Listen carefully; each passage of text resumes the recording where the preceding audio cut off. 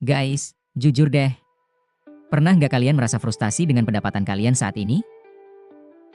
Kalau iya, pasti karena masalah pendapatan kalian yang stagnan dan nggak bisa naik pesat. Bener nggak? Kalian pasti ngerasa capek karena udah kerja maksimal 8 jam, bahkan lembur sampai sakit tipes, tapi tiap akhir bulan kok saldo ATM-nya cuma sisa buat beli kuota sama makan mie instan. Rasanya kayak lari di atas treadmill, keringetan parah, tapi nggak maju-maju. Ngerasa gitu nggak? Suatu hari, kalian lagi duduk di motor pas lampu merah, panas-panasan, terus lihat mobil mewah lewat di sebelah kalian. Karena tertarik dengan mobilnya, kalian mikir, dia kerjanya apa ya? Kok bisa sih nasib kita beda banget? Hayo jujur deh. Itu kalian banget kan?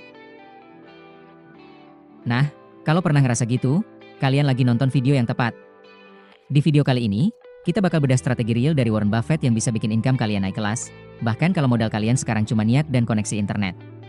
Tonton sampai habis karena ini daging semua. Udah penasaran?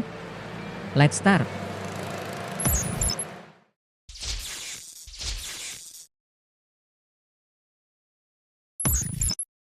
Menurut Buffett, ada sebuah bisnis yang dapat menggambarkan kondisi kalian di saat ini. Ini adalah bisnis komoditas. Tahu nggak barang komoditas tuh seperti apa? Contohnya batu bara, kedelai, nikel, minyak, jagung, dan sebagainya. Kalau kalian perhatiin, barang komoditas itu seperti apa sih? Barang komoditas tuh selalu diperlukan dalam jumlah yang banyak. Nggak terlalu dipedulin mereknya, yang penting standar kualitasnya sesuai dengan kebutuhan, dan biasanya ada harga pasarnya. Bisnis barang komoditas selalu dicari kalau harga barangnya murah, dan dihindari kalau harganya sedang mahal. Contohnya kalau harga minyak lagi murah, para produsen bakal berlomba-lomba beli minyak meskipun cuma dibuat jadi cadangan. Pas harganya naik, mereka mencoba mengurangi pembelian minyak. Bener nggak? Kalau ada sebuah perusahaan menjual barang komoditas dengan harga yang jauh lebih mahal dari harga pasar saat ini, dia bakal ditinggalkan oleh pelanggannya. Kenapa? Konsumen pasti akan berusaha mencari pasokan barang komoditas dari perusahaan lainnya yang lebih murah. Toh barangnya kan sama. Bener nggak? Nah, apa sih hubungannya bisnis komoditas ini dengan kalian?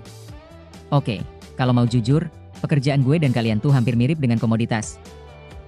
Gawatnya lagi, kebanyakan dari kalian tuh sedang terjebak seperti menjadi barang komoditas itu. Loh kok bisa? Coba ya gue terangin satu persatu. Tadi udah gue jelasin ciri-ciri barang komoditas yang seperti ini. Nah, kita coba samain dengan kondisi kita saat ini. Perusahaan di tempat kalian bekerja butuh tenaga kerja dalam jumlah yang banyak nggak? Apakah di tempat kalian bekerja memerlukan merek dalam mencari karyawan? Enggak kan? Yang dibutuhin kan cuma standar karyawannya kan? Entah itu lulusan D3, S1 atau SMA, yang penting memenuhi kriteria standar mereka. Terus masalah harga, pasti kalian udah tahu kan, ada standar UMR? Kalau kalian berusaha minta harga lebih dari UMR, kemungkinan kalian bakal ditolak kan? Bener nggak?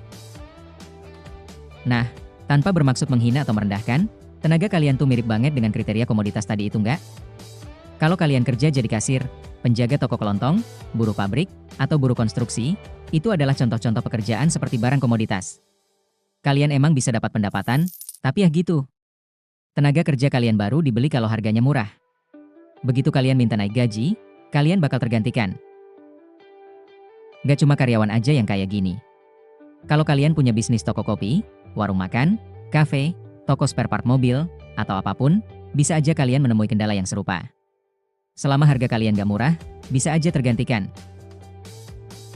Persis seperti cerita barang komoditas itu kan? Nah, Buffett tuh gak pingin kalian cuma jadi barang komoditas aja. Yang dipakai jasanya kalau murah doang. Selama kalian jadi komoditas, kalian bakal dimanfaatin tapi selalu ditekan harganya. Itulah maksudnya Buffett.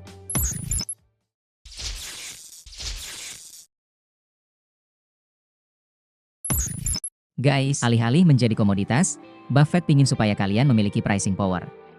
Buffett sangat suka perusahaan-perusahaan yang memiliki pricing power dalam menjual produknya. Kenapa? Karena perusahaan yang memiliki pricing power dapat menjual barangnya dengan mudah tanpa harus bersaing harga. Apa yang dimaksud dengan pricing power? Ini adalah kemampuan kalian untuk meningkatkan harga tanpa kehilangan pelanggan. Jadi bayangin deh, kalau produk atau keahlian kalian itu punya pricing power, kalian gak akan dinilai seperti barang komoditas. Kalian gak akan dinilai murah. Gak cuma mahal aja, Meskipun kalian berulang kali menaikkan harga, kalian bakal tetap dicari orang. Itulah kekuatan dari pricing power. Biar bisa memiliki pricing power, kalian tuh harus menjadi yang paling bernilai di mata mereka. Buffett sering memberi contoh seperti Coca-Cola atau See's Candies. Kedua merek ini tuh memiliki pricing power meskipun memiliki banyak pesaing. Coba bayangin, gula dan buah coklat itu adalah contoh barang komoditas. Kalau dijual cuma dalam bentuk gula dan buahnya aja, barang itu bakal dijual sesuai dengan harga pasarnya, yakni sebagai barang komoditas. Tapi begitu gulanya diproses jadi Coca-Cola, harganya jadi meningkat tajam. Demikian juga dengan coklatnya. Kalau udah diproses jadi coklat batangan dan bermerek, ia akan bernilai mahal. Lihatlah itu.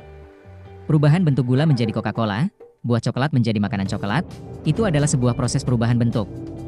Gak cuma berubah bentuknya, tapi menjadi sebuah nilai tambah yang ditawarkan kepada konsumen.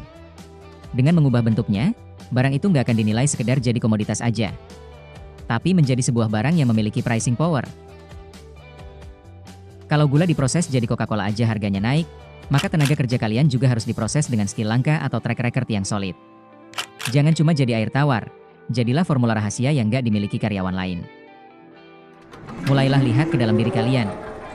Kalian itu masih komoditas atau sudah memiliki pricing power? Apakah yang kalian jual ini sudah diproses dengan baik sehingga dapat meningkatkan nilai harganya? Jika kalian adalah karyawan, ubah cara kerja kalian mulai dari sekarang. Jangan cuma sekedar menjual jasa kalian ke bos. Selama kalian masih sama seperti karyawan yang lain, gaji kalian gak akan kemana-mana. Bakal selalu sama aja. Kalian harus beda. Kalau kalian memiliki nilai lebih, kalian juga bakal dinilai lebih mahal. Mungkin sebagian dari kalian yang kritis akan bertanya, bukankah ada merek coklat dan minuman soda yang lain bukan? Meskipun udah diproses tapi tetap aja sulit dijual. Tapi kenapa para pelanggan tetap setia pada merek ini? Kenapa Coca-Cola dan See's Candies memiliki pricing power, sedangkan merek lain nggak? Kan sama-sama udah diproses? Jawabannya, pelanggan gak sekedar membeli air soda atau coklat aja. Pelanggan membeli merek tersebut karena ada ikatan emosional, keunikan yang sulit ditiru, dan kualitas yang spesifik. Jika kalian punya ini, aturan mainnya bakal berubah. Kalian bukan lagi dicari karena masalah harga, tapi karena faktor-faktor yang melekat pada diri kalian itu. Adanya faktor emosional, keunikan yang sulit digantikan oleh yang lain, dan kualitas yang spesifik, itulah yang dicari orang. Jika semua ini melekat pada diri kalian, inilah yang membentuk pricing power itu. Logikanya gini, kalau kalian sakit parah dan harapan hidupnya sudah menipis, dokter seperti apa yang bakal kalian pilih? Dokter yang baik atau yang terbaik? Pasti pilih yang terbaik kan? Kalian bisa aja jadi dokter yang biasa-biasa aja dan gak dicari orang. Tapi kalian bisa aja jadi dokter yang dianggap terbaik dan bakal selalu dicari orang.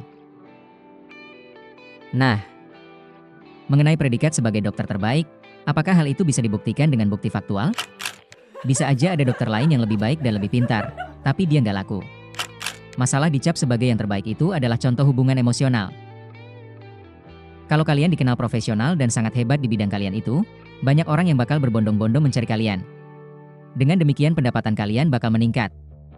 Inilah perbedaan antara menjadi komoditas dengan yang memiliki pricing power.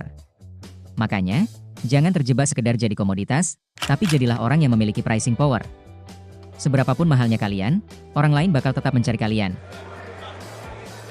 Satu hal yang perlu kalian catat, prinsip ini tuh nggak cuma berlaku pada karyawan atau profesional aja ya. Jika kalian adalah pebisnis dan menjual barang atau jasa tertentu, prinsip ini pun berlaku untuk produk yang kalian jual. Makanya, pikirin mulai dari sekarang, gimana supaya kalian punya pricing power yang baik. Oke, sekarang kalian udah tahu bagaimana caranya biar bisa ningkatin pendapatan. Jangan cuma nonton video ini, tapi dipraktekin. Ingat, kuncinya tuh jangan sekedar menjadi sama seperti yang lain. Tujuan kalian adalah memiliki pricing power dalam diri kalian. Kalau kalian suka video ini, jangan lupa di-share ke teman-teman ya. Siapa tahu kalian bisa jadi teman sukses bagi mereka. Gue undur diri, see you next time, bye-bye.